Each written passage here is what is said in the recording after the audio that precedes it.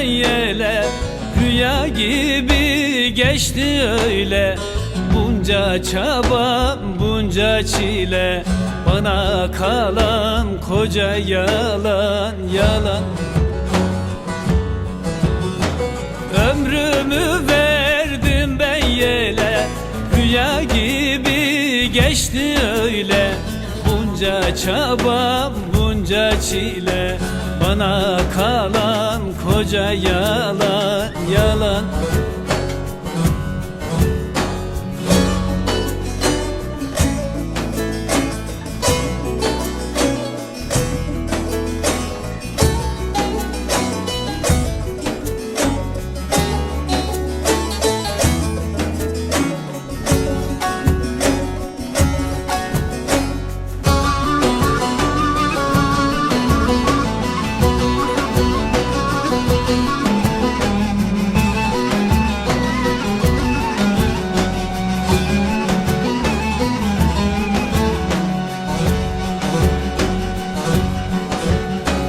Hiç dinmedi benim acım, kalmadı takatim gücüm.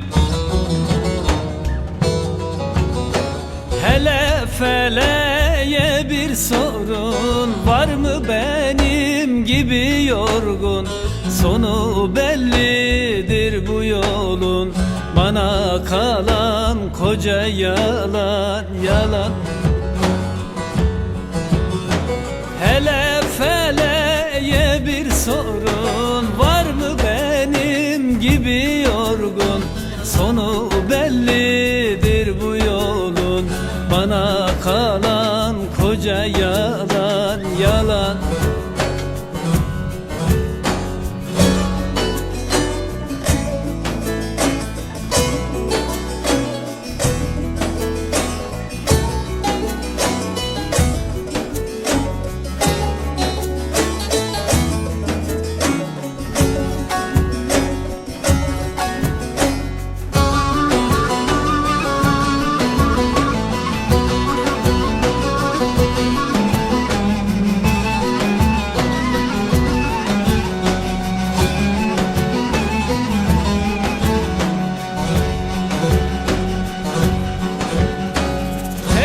Zalim bunca keder, ömrüm böyle oldu heder.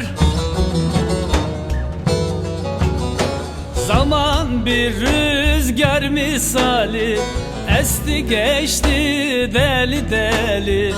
Bozulmuş insan temeli, bana kalan koca yalan, yalan. Zaman bir rüzgar misali, esti gitti deli deli.